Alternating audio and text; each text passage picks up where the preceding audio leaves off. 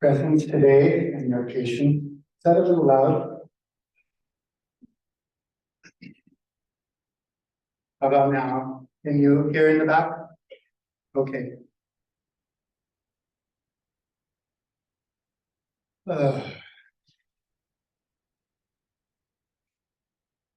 Just yesterday, I told somebody, it's not going to rain. It's not, I think I forgot that I forgot about rain. I forgot that it seemed like inconceivable.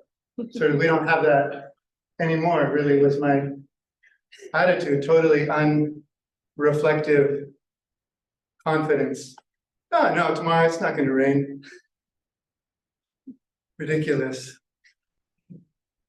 Humbled by the rain today, and humbled by you all making the trip through the rain to come to sit in this barn, and humbled and honored by those of you joining online, either in real time or at whatever time now you're in. Same moment or a different moment? What do you say?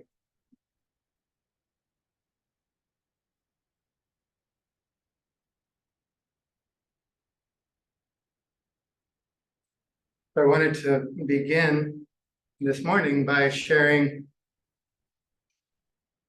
a statement from our Soto Zen founder in Japan, Dogen Zenji, in his collected record, which is known as the Eihei Koroku. He says, this is number 34, if you're keeping track. He says, if this greatest cold does not penetrate into our bones, how will the fragrance of the plum blossoms pervade the entire universe?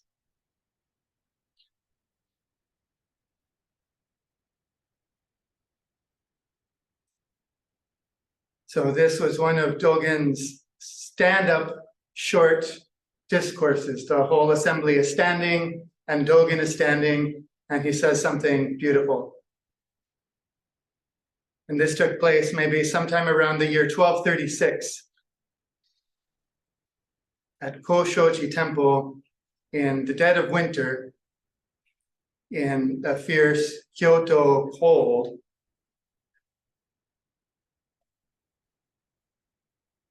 If this greatest cold does not penetrate into our bones, how will the fragrance of the plum blossoms pervade the entire universe? I've been turning this line over, thinking about it, and this morning before it turned into rain, it was just sort of a gross drizzle here at Green Gulch. And I was on my way to finish preparing for my talk about letting the cold penetrate your bones. And I was walking like this. Yeah. About 20 steps from my office, I realized, oh, I think this is what I'm talking about. If this gross drizzle isn't welcome, what will be welcome? So I think, well, it's gross drizzle now, so I can hunch and cower. And then when the sun comes out and the plum fragrance is everywhere, I'll be able to just open fully and receive it all. And that's a nice idea, and maybe so. But I have some doubt, I felt it in my body as I was hunched against this rain. Like, I think this is leaving a trace.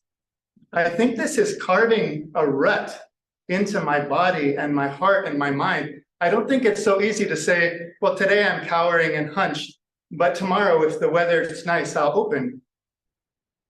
If this greatest cold does not penetrate into my bones, how do I think I'll let the fragrance in when it's time for that?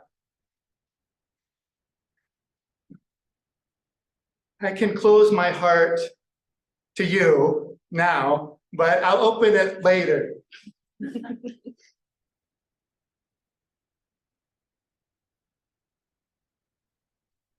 maybe so.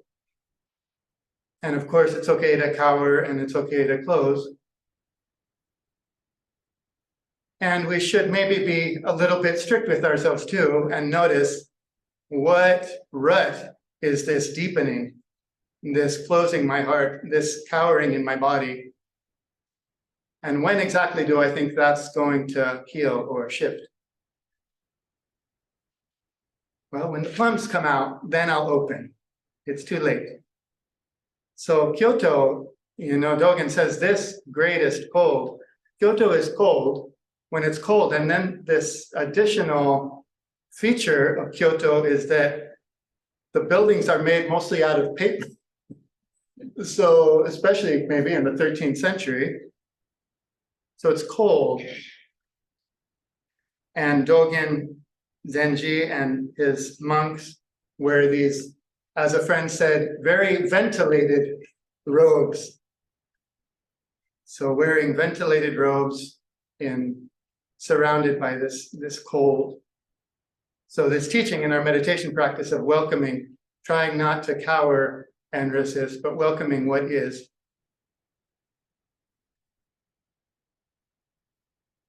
Also, amazingly, just around this time, a few years before Dogen was giving this beautiful statement, a kind of generational, once-in-a-lifetime cold had ravaged Japan, causing crop failure everywhere, and this great famine that wiped out something like a third of the population of Japan from this cold. So this cold that Dogen is suffering and allowing in is like real suffering, real cold. It's not just a nice instruction for slightly chilly, well-fed monks. It's this frozen, devastated ground. Japanese society apparently sort of fell apart, as it would if a third of the population died from the effects of this cold. So he's not saying this lightly. He means let it in, whatever it is.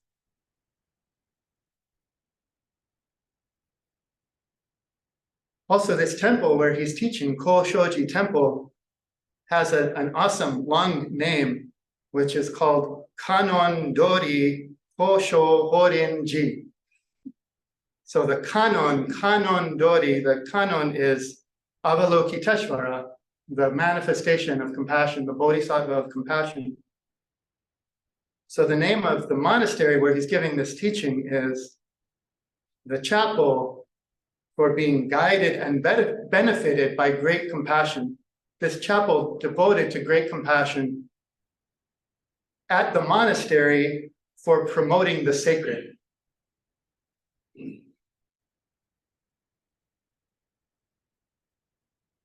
I'm quite in awe of that temple name, here at Green Gulch Farm. We're really, I think, aiming low. We could be the chapel, the barn for being guided by great compassion at this monastery of promoting good and kindness and peace in the suffering world. So anyway, the context of this statement, let the cold in and the plum fragrance only then can permeate the whole cosmos. That's a teaching of compassion at a place dedicated to compassion. That's what that teaching is for.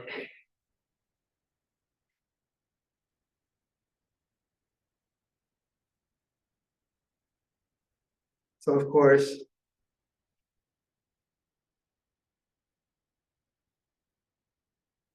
if we're sitting meditation, we want to open to the joy and ease of meditation, but not so much the pain and constriction and rumination of meditation. But are we open or are we closed? How can we wake up to this fact that we're alive, this basic, obvious, all the time overlooked fact that we are here, if we're trying to keep some part of how that being here is manifesting out. I want to be fully alive, but not with that part. So are we open all the way? So this is our practice. In Zen, we practice including everything, welcoming everything. And we do this, of course, in whatever activity. This is a way of life, to include everything and welcome whatever is. And we express it, I think, most beautifully and most, we embody it in a very powerful, particular way in sitting meditation. We sit upright and open and still, and we open our eyes. And we open our ears and our hearts. And we let everything in, include everything, inside or outside.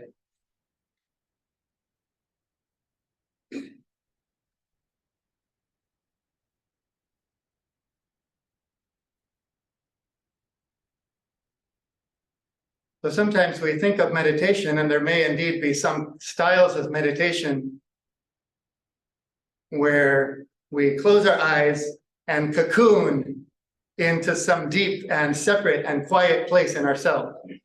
That may be a wonderful practice, but it's not our practice. It's not Zen practice. Our effort is to just open out all of the senses, open, including more and more. Including, if we can, just this whole immeasurable totality of being, all of the texture and light and sound and feeling of this moment, all included in this light, in this brightness, in the stillness.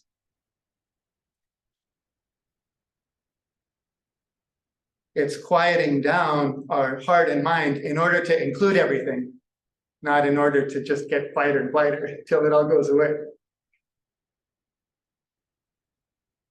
So when we just sit in this way, open to everything, including everything, the teaching is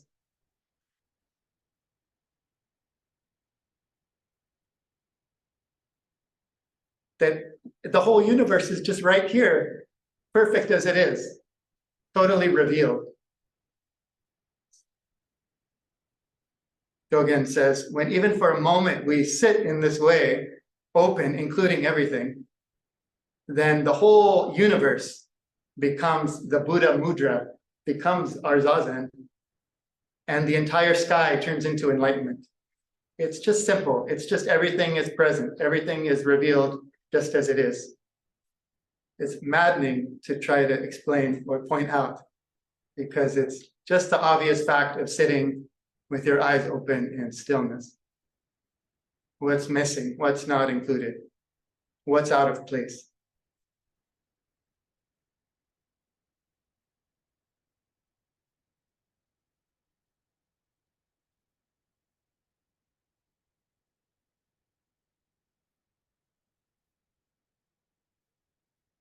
So we could say there are two kinds generally of including everything. The first is maybe the usual way of including everything. And we can read Dogen's line in that way when he says, if this greatest cold does not penetrate our bones, how will the fragrance of the plum blossoms pervade the entire universe? So a usual way of including everything is, there's cold, bring it in. There's plum blossom, bring it in. There's light, bring that in. There's sound, bring that in. Here's a feeling, bring it in. Opening and including each thing one by one.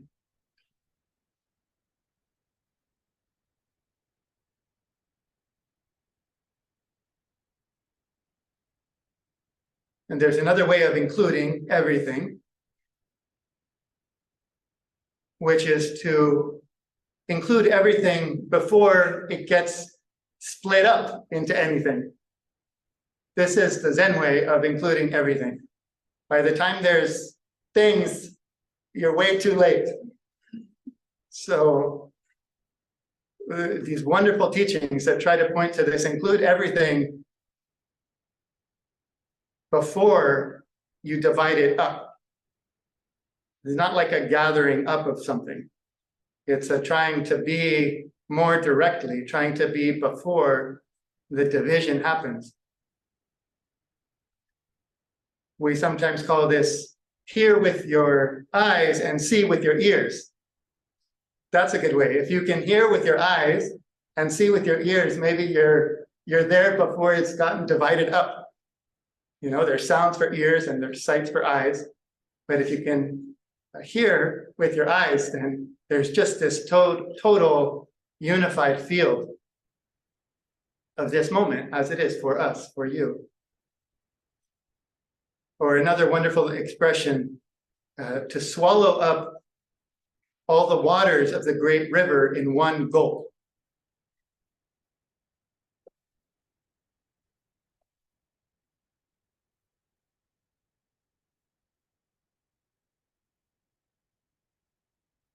There's a river and a lot of water, it's going to be really hard. But before there's a river, you can do it. Dogen says, this is the principle that is prior to knowledge and perception. It's not knowing stuff and then including all that stuff you know. It's before you know, it's direct being alive.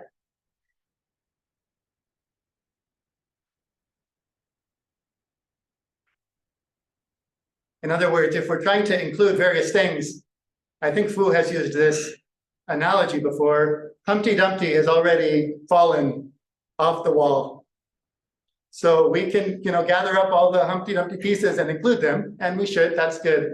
But even better, if we can catch before Humpty Dumpty falls, before this basic being alive gets carved up and split up and named and judged. So of course, there is a wonderful practice of including lots of things, and it's worth including this practice. It's worth, every day reflecting on what am I not including?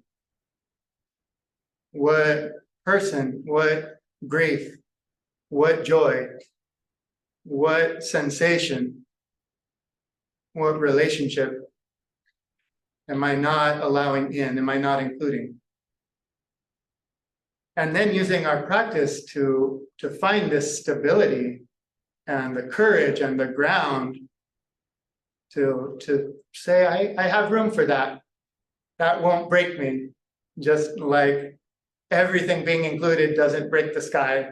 I have room, so I can include this difficulty or this light or this joy that I'm avoiding. It's a wonderful and important practice.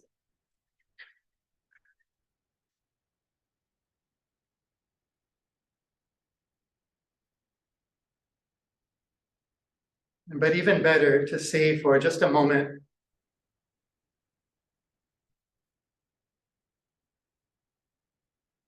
if we can connect with our life before it's divided us. So here's how Suzuki Roshi, a founder of San Francisco Zen Center, says it.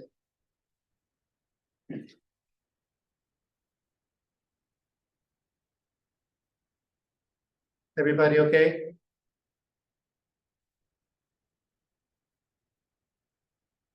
The vague question, I understand.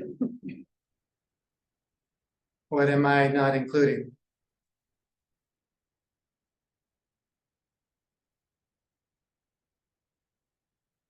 So Suzuki Roshi says, when you just practice Zazen on your black cushion, your practice includes everything.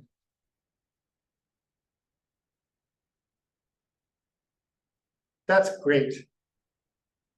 I don't practice. I'm going to now, include everything or include everything. I'm going to do something to include everything.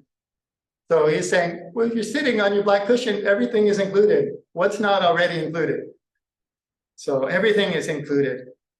And you practice Zazen with Buddha, with the ancestors, and with all sentient beings. This is what I always repeat over and over.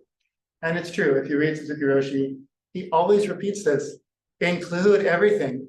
That's this basic, warm-hearted teaching that requires this great depth and great strength and great space to be able to include everything. But it's already included when you just sit on your cushion. And then he says, we say that the absolute is that which includes everything. But actually, it is more than that. It is beyond our understanding. You may think that if you add up all the beings that exist in this universe, that is the absolute.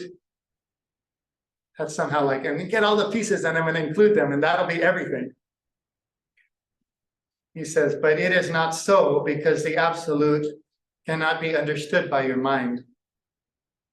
That which you understand is already not absolute, because your mind limits the real understanding of the absolute. When you don't understand and you just sit, you become a stone, or you become stuff, and you include everything. That is our Zazen practice. So again, not a gathering up, but a not understanding, not knowing, before knowing, sitting like a stone or like stuff. What a word, just to be stuff. So many of you, if you've been hearing anything I've said over the last couple of months, probably it's had to do with something like sit like a stone. Somehow these teachings of just being in the stillness have been very alive for me. Sit like a stone with your eyes totally open and your ears totally open, but doing nothing. Just being still in the brightness of this moment of your actual life.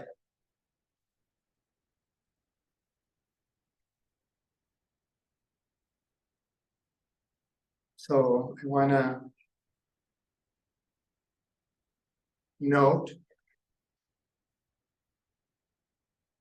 that include everything is the foundation, not just of our meditation practice, but of our ethical practice. Include everything is like the whole way of Zen practice in sitting and in life. Include everything. This deep faith that by including everything, we're creating the ground.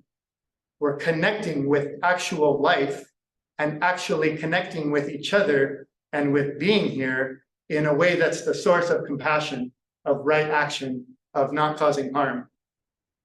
So including everything is the basis for our compassion practice. Including the suffering is the basis of our compassionate response to suffering.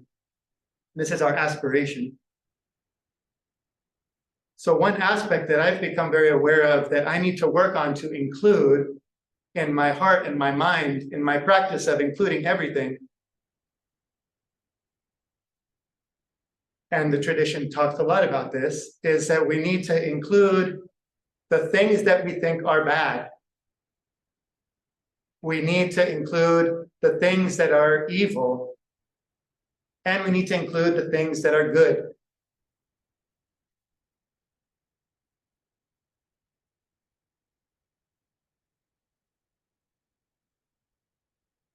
If we don't let the cold penetrate our bones, how will the plum blossom fragrance pervade the whole universe?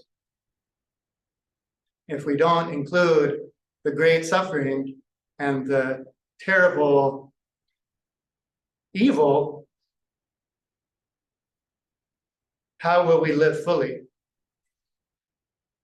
It's so obvious, when I reflect on my own difficulties, my own relationships, the community, and the whole world, that this habit of thinking in terms of good and evil, carving up the world in that way, and trying to eliminate the evil and hold on to the good, is this great engine of harm and suffering and confusion. it's not helpful. It's not good. I don't know that I need to give examples. They're all around in our hearts, in our cities and towns and country and world. Almost all the time, I'm in that good or evil, bad, remove. And then I come and say, I practice including everything. So the next entry in this Eihei Koroku, in the record of Dogen Zenji, the teaching he offers after having said, let the great cold permeate your bones,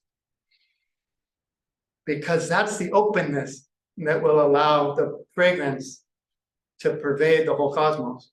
Next, he says, I don't know if it was a day later or a week later, but the next thing he says is, he stands in front of the assembly, the practitioners, and he says, is old sage Shakyamuni a Buddha or a great demon? This is kind of classic Zen speak, that may land for some of you and not so much for others. It's a very typical and powerful statement. Is old sage Shakyamuni a Buddha or a demon? It's a challenge to the practitioners. So Shakyamuni, of course, is the founder of this whole mess. This whole thing is his fault. That old demon.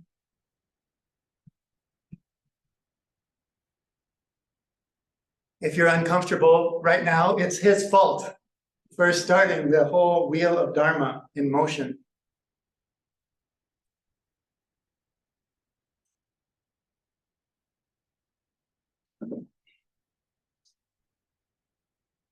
So as I hope I expressed, a fundamental practice for us as Buddhists, a fundamental teaching of Shakyamuni was to appreciate and connect with and really live at the edge of life itself in its totality as it's arising before we cut it up into pieces and start calling something something and something else something else.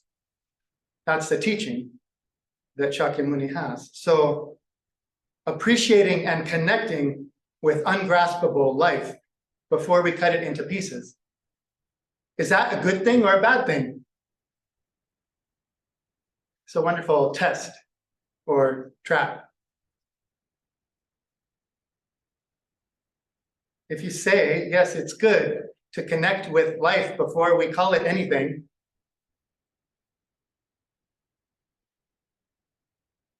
this abiding in, being in this undivided present, immediate present, is good.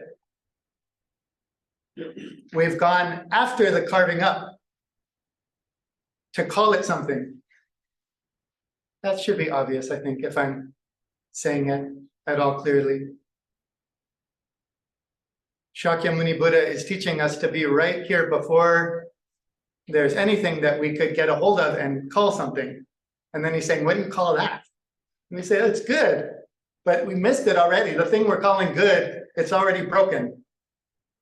It's already after something's been carved up. That's an idea, you could say. It's too late.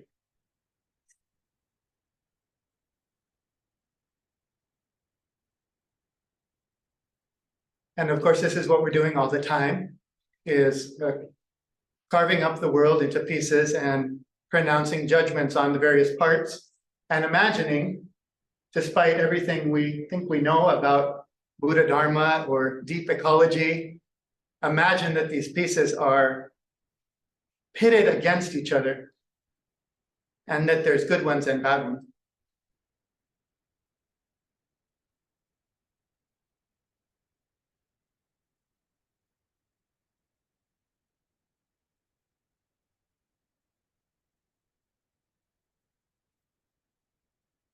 Are you involved in that kind of splitting of good and evil, eliminating the evil and promoting the good based on our perspective, our conditioning? So what do you call Buddha?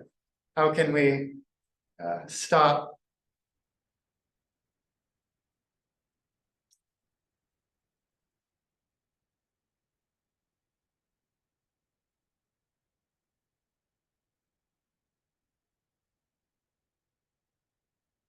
So part of what we practice in this Zen practice is how to become really intimate with this kind of view, this kind of hate in ourselves, and sitting and breathing, make enough room that it might gradually unhook or unwind, to notice and catch ourselves thinking good and evil.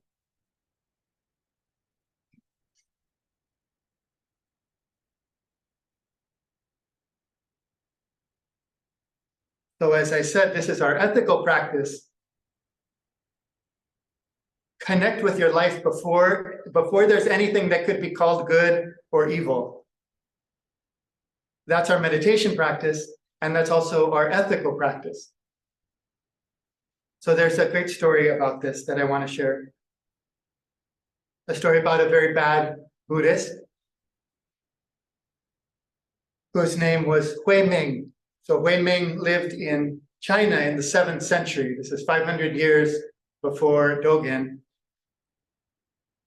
Before Dogen went to China to bring this Zen teaching to Japan. So Hui Ming really wanted to become a Buddha. He really wanted to live in the undivided, ungraspable presence. And bless his heart, he heard that there was a robe and a bowl that embodied Buddha, and that this person named the 6th ancestor had this robe and this bowl that expressed undivided, ungraspable reality. This person, Hui Neng, who had this robe and bowl, had inherited it from the 5th ancestor, who then said, I would say sort of disappointingly, in terms of the commentary on the Buddhist Sangha, he said, now, Hui Neng, I've given you this robe and this bowl. You better get out of here in the middle of the night and hide, because everybody around here wants to be a Buddha, and they're going to try to tackle you to get this robe and this bowl so that they can be the Buddha. Give me that undivided presence. I want that.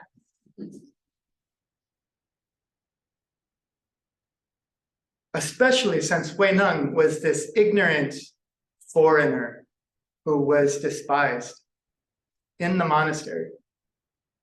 This person receives the robe and the bowl, and the teacher says, they're going to chase you. They're going to chase you.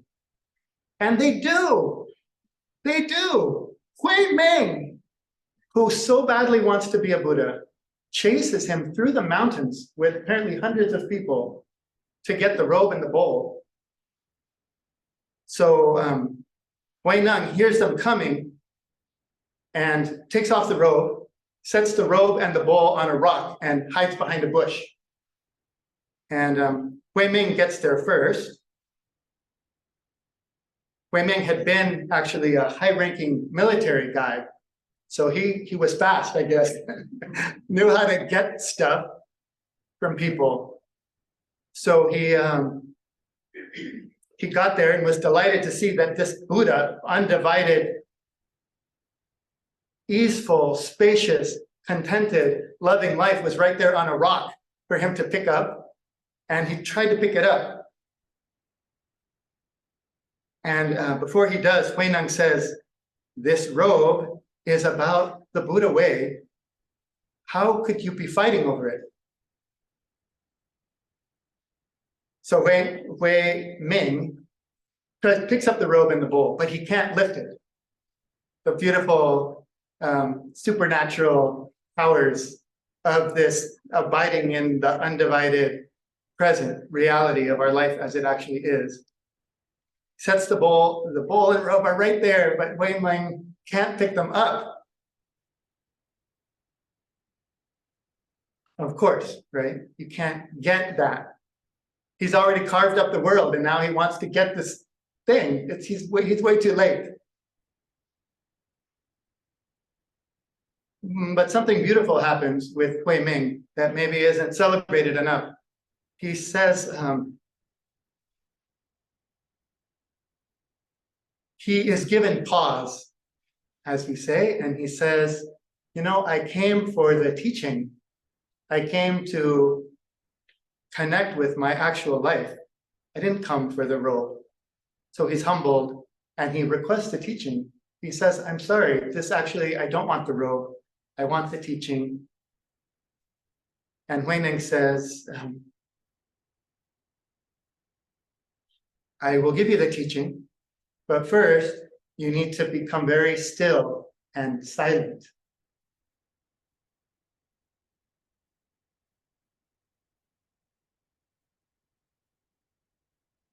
Always like that. To hear Zen teaching, to hear Buddha's teaching, it's so subtle and so easy to misunderstand.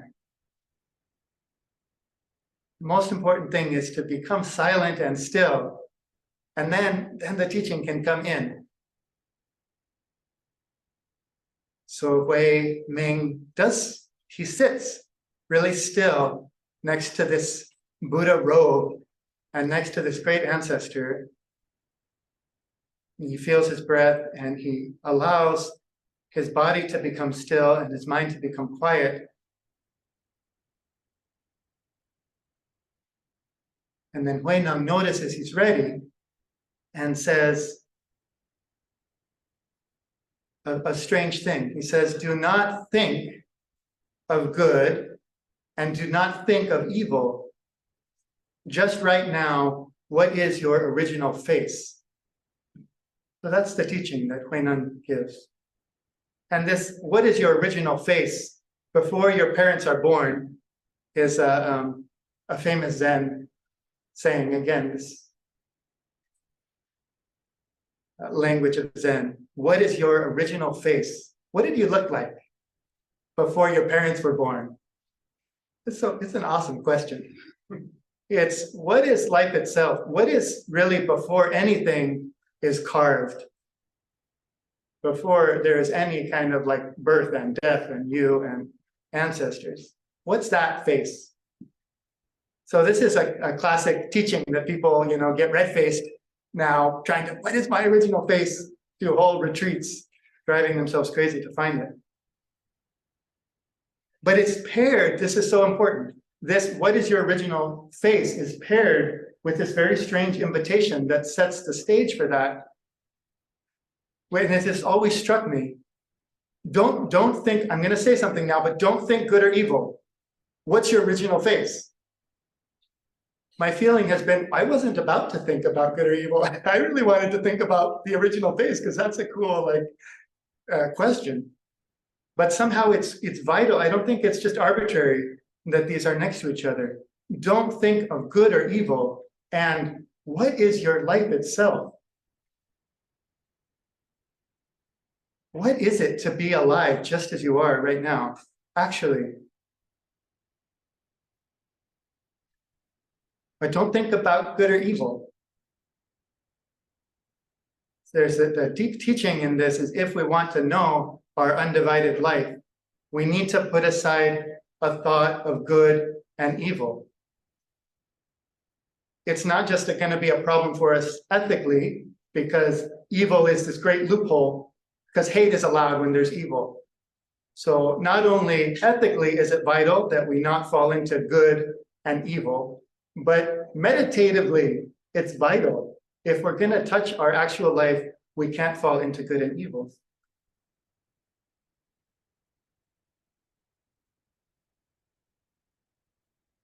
Well, I need to say, in case it's not clear to anyone, and I hope it is.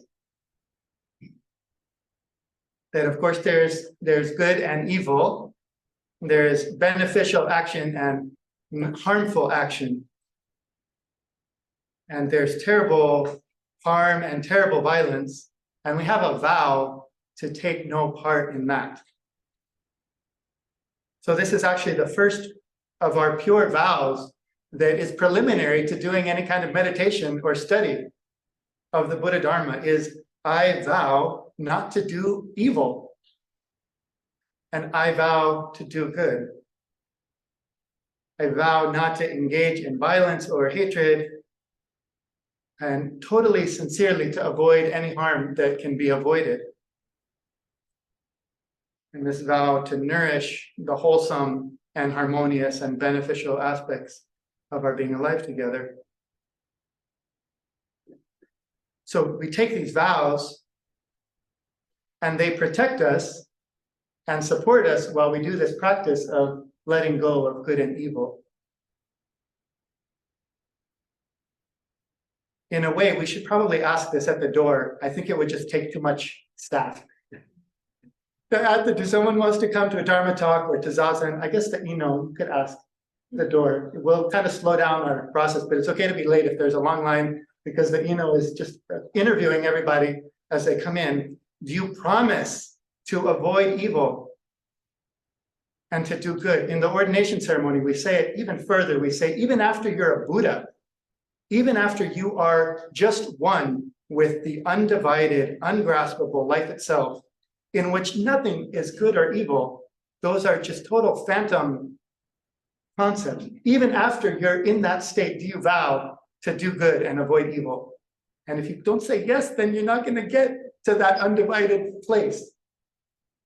So the will say, do you promise to avoid evil and to do good? And you'll say yes. And then she'll say, okay, so here's how I want to support you to do good, to fulfill this vow. The first step is to stop thinking in terms of good and evil. That's the way to nourish this practice of doing good. That's the way to fulfill this vow. So I think it's easy to imagine, and tragically, sometimes Zen ethics or Buddhist ethics are deployed as a kind of smokescreen to justify lazy ethics. There's no good and evil. It's all just undivided life. I can do whatever I want. We get ourselves off the hook with no good and no evil. So if you understand this teaching in that way, please, as we say, wash out your ears in the sound of the pure rain. We're so committed to doing good, and we're so aware of how the thought of good and evil is terrible, terribly consequential in our world. Therefore, we vow to put aside good and evil. That's totally clear, right? Maybe we could ask in a batch, raise your, that'd be more efficient. Raise your hand if you do not promise, or raise your hand if you promise. The individual will take a long time.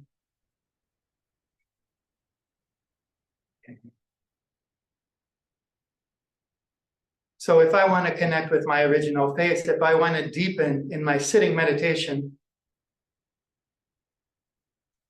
to settle into the background of being alive, in which everything just is exactly as it is, with no reaching for and no pushing away, to be in that brightness,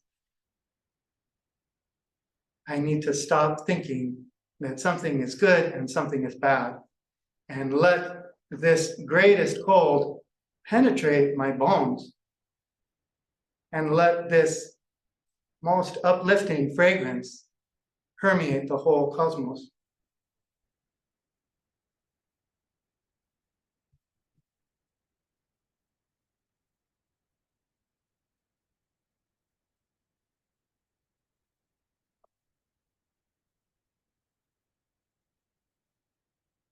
Thank you very much.